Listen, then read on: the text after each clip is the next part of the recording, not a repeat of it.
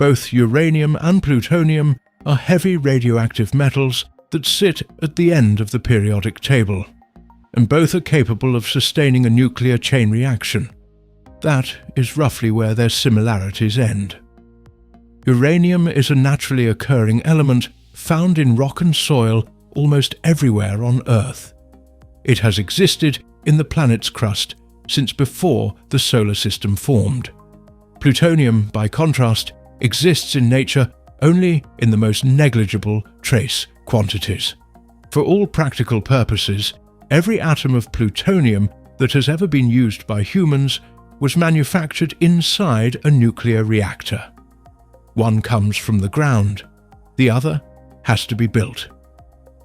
Getting from raw material to a usable product is dramatically more difficult for uranium than most people assume, and even more so for plutonium. Uranium ore comes out of the ground containing only 0.7% of the fissile isotope uranium-235, with the rest being uranium-238, which cannot sustain a chain reaction on its own. That 0.7% has to be concentrated through enrichment, a lengthy industrial process involving centrifuge cascades that can take months to years depending on the required purity. In comparison, plutonium is made by bombarding uranium with neutrons inside a nuclear reactor. The process for producing plutonium is technically simpler than that for enriching uranium. However, plutonium is far more expensive. While 1 kilogram of enriched uranium typically costs tens of thousands of dollars, the same amount of plutonium can cost several $million. Once produced, the nuclear properties of the two materials differ in ways that matter enormously for weapons design. Uranium requires a critical mass of approximately 52 kilograms to sustain a chain reaction on its own. Plutonium requires only around 10 kilograms, about 1/5 as much. Plutonium also has a higher probability of fissioning when struck by a neutron, meaning it releases more energy per kilogram and produces a more efficient, more powerful chain reaction. It is also significantly more radioactive than uranium. It decays faster, generates more heat spontaneously, and emits more radiation. That spontaneous radioactivity is actually a design challenge for weapons, as it can cause premature detonation if not handled correctly. Both elements release energy through fission, splitting atoms, but plutonium does it more readily, with greater energy output and in a smaller mass.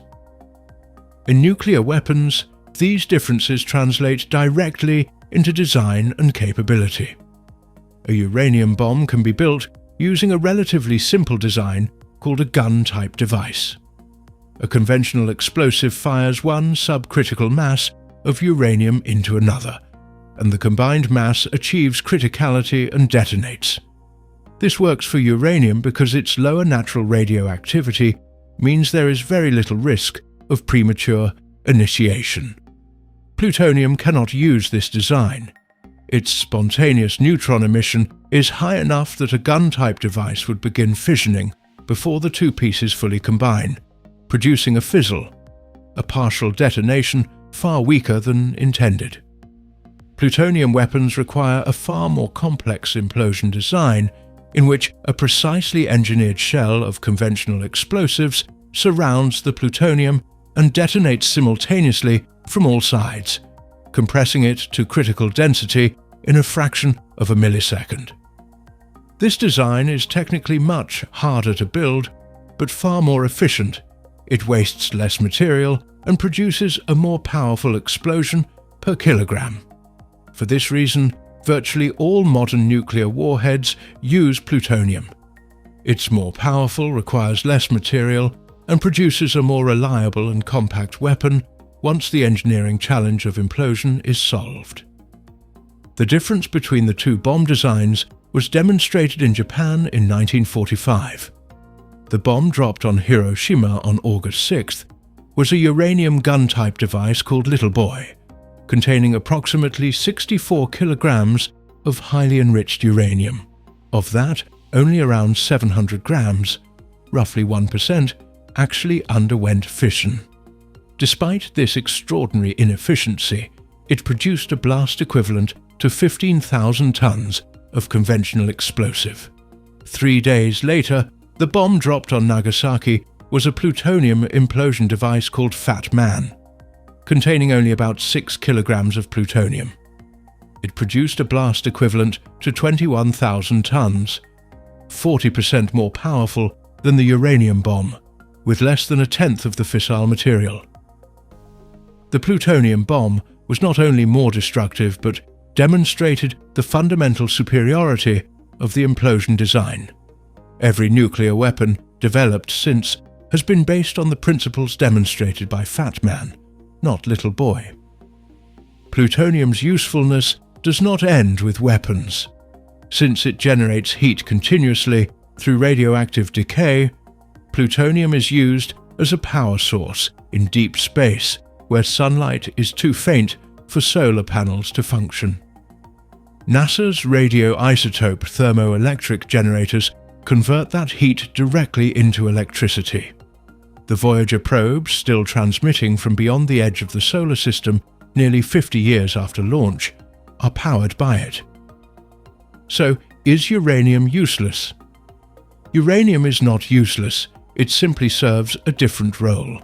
The overwhelming majority of uranium produced globally goes not into weapons but into nuclear power plants, where lightly enriched uranium at 3 to 5% concentration fuels the reactors that generate roughly 10% of the world's electricity. Uranium is also the raw material from which plutonium is made. Without a steady supply of uranium in operating reactors, there would be no plutonium to separate. As a weapon, uranium is less efficient, requires more material, and produces a simpler but less powerful device. As a power source for civilization, it is one of the most energy-dense fuels on Earth. The competition between them is not one where one wins and the other loses. They operate in different domains, with plutonium dominating weapons and space power, and uranium dominating civilian energy. Click the video on your screen right now, and I'll explain another everyday mystery you've wondered about your whole life but never thought to look up.